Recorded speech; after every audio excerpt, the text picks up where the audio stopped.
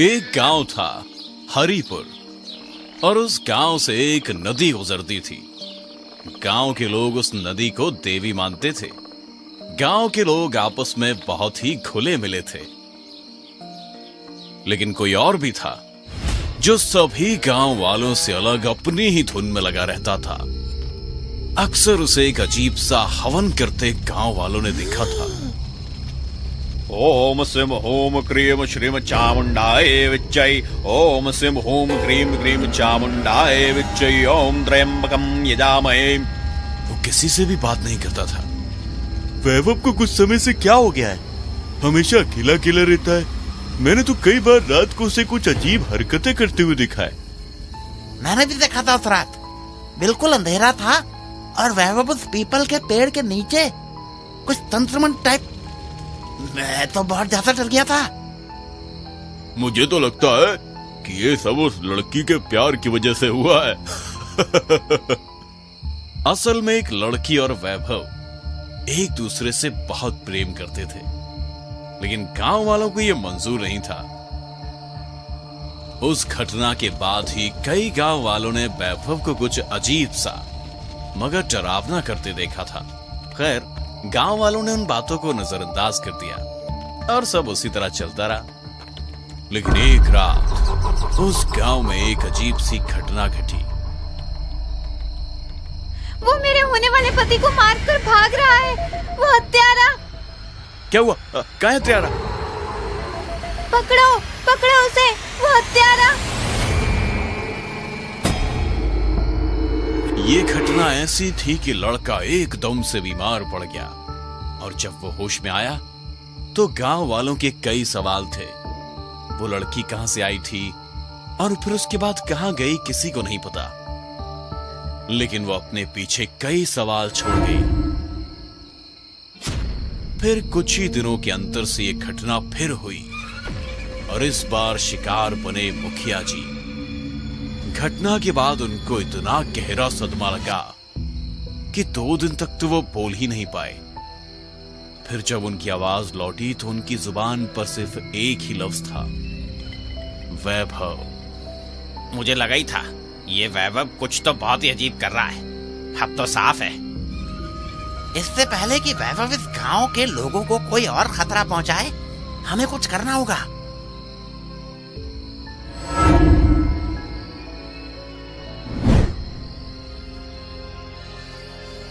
गांव वालों को शक तो हो गया था कि वैभव काली शैतानी शक्तियों का पुजारी बन चुका था। गांव वालों ने सुबह होने का भी इंतजार नहीं किया। सभी गांव वाले इकट्ठे होकर रात में ही वैभव के घर पहुंच गए। काफी अंधेरा और सभी गांव वाले मशाल लिए हैं। वैभव बाहर निकलो, वैभव बाहर निकलो। काफी देर बाद जब कोई नहीं मिला तो गांव वालों ने गुस्से में आकर वैभव का घर जला दिया। उस घनी अंधेरी रात में घर धूं धूं कर जलता रहा। सभी गांव वाले वहां से चले गए और ये विचार अब सब तरह फैल गया था कि इस घर में काली ताकतों को जला दिया गया है। अब गांव हर अनहोनी से सुरक्षित है। अब गांव में शांति थी। गांव वाले शांति को अपनी जीत मान रहे थे। लेकिन मुझे लगता है कि वो तो बस खौफनाक मंजर से पहले की एक खामोशी थी। इन्हीं दिनों में गांव के ही एक किसान भूरे लाल की लड़की विमला बहुत ही ज्यादा बीमार हो गई। गांव के डॉक्टर को बुलाया गया, लेकिन बीमारी डॉक्टर की समझ से परे थी। विमला बेहोशी की हालत में कुछ बड़बड़ा रही थी। वैभव? भूरे लाल तो अपनी बेटी के मुंह से वैभव का नाम सुनकर एकदम सन्न रह गया। सभी गांव वाले भी सहम गए। आखिर माजरा क्या था? वैभव तो उसके घर के साथ ही चल गया। क्या विमला पर कोई साया था? वैभव का इस सबसे क्या लेना देना था? कई सवाल थे और जवाब एक भी नहीं। अब गांव का माहौल एकदम से बदलने लगा। गांव के जिस भी घर में कुंवारी लड़की होती वो बीमार पड़ जाती। धीरे धीरे करके गांव के सभी कुंवारी लड़कियां बीमार हो गईं और सबसे ज्यादा डरने वाली बात थी कि बीमारी का पता डॉक्टर भी नहीं लगा पा रहा था और सभी लड़कियां बेहोशी में वैभव का नाम बड़बड़ाए चली जा रही थी। मुझे तो लगता है हमने वैभव का घर जलाकर आफत मोल ले ली है। अब पता नहीं ये सब कहाँ जाकर रुकेगा भाई। जंगल के पास एक बाबा रहते हैं, हमें उनके पास जाना चाहिए वरना पूरा गांव तबाह हो जाएगा भाई। बात तो सही थी। अब तक गांव की 30 से ज्यादा लड़कियां बीमार हो चुकी थी और मरने की हालत में थी। सभी गांव वाले जल्दी जल्दी भागते हुए बाबा के पास पहुंचे। अब क्या लेने आए हो? तुम्हारी समस्या को तो तुम लोग खुद जलाकर मार चुके ना। बाबा बहुत ज्ञानी थे और गांव में हो रही घटनाओं के बारे में जानते थे। बाबा आप तो सब जानते हैं, हमने सभी गांव वालों की जान बचाने के लिए वैभव का घर जलाया। तो फिर गांव वालों की जान बची या फिर और खतरे में पड़ गई? सभी गांव वाले चुप हो गए और फिर गांव वालों ने इस भयानक समस्या को दूर करने के लिए बाबा से प्रार्थना की। तुम लोगों ने मिलकर एक बहुत बड़ी भूल कर दी है और अब तुम्हारी बेटियां इसकी कीमत चुका रही हैं। मैं गलत लोगों का साथ नहीं देता। तुम सब वैभव के गुनहगार हो। चले जाओ यहां से। बाबा बहुत क्रोधित थे, लेकिन तभी एक गांव वाले ने आकर खबर दी कि सभी लड़कियां जो बीमार थी वे अब सभी गांव वालों की मौत बन चुकी थी और गांव में तबाही मचा रही थी। बाबा अब आप ही बचा सकते हैं, कुछ कीजिए वरना हम सब मारे जाएंगे। मैं कुछ नहीं कर सकता, तुम्हें सिर्फ वही बचा सकता है। कौन बाबा? वैभव। लेकिन वो तो जलकर मर चुका था, या फिर हकीकत कुछ और थी?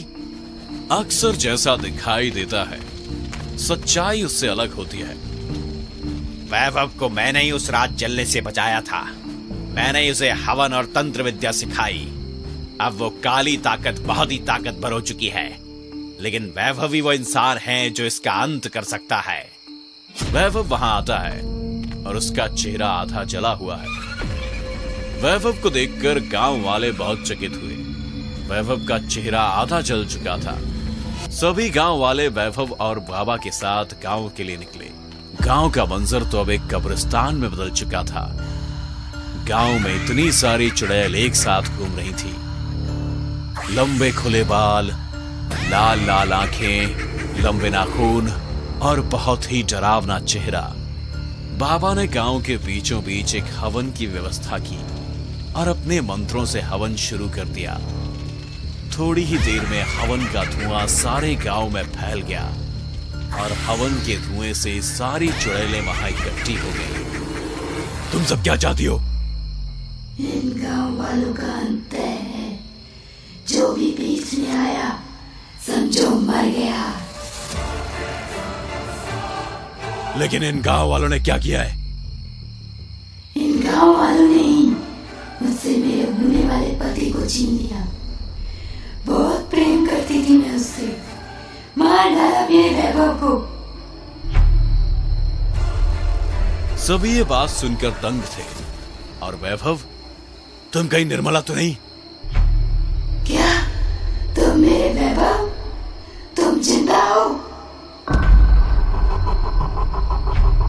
हाँ, मेरा चेहरा उस रात जल गया। मैं वैभव ही हूं। मुझे लगा था कि गांव वालों ने तुम्हें उस दिन पीट पीट कर मार डाला, इसलिए मैंने नदी में कूद कर जान दे दी। लेकिन बाद में मुझे पता चला कि तुम जिंदा हो। मैं बहुत खुश हो गई। लेकिन इन गांव वालों ने फिर एक बार तुम्हें जलाकर मार डालने की कोशिश की।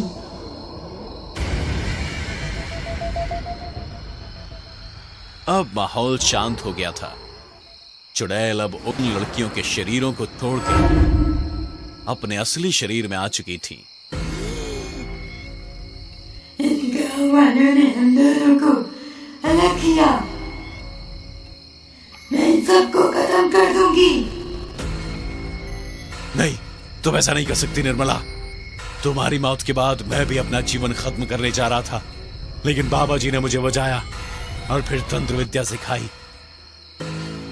लेकिन ये गांव वाले दुष्ट हैं और इन्हें सजा मिलनी ही चाहिए। मैं इन्हें सजा दूंगी। नहीं, मैं तुम्हें नहीं करने दूंगा। जान लेने का अधिकार सिर्फ भगवान को है। मुझे माफ कर देना निर्मला।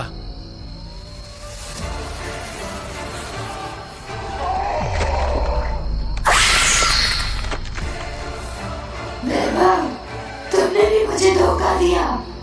मैं वापस जरूर आऊंगी वैभव, वापस जरूर आऊंगी।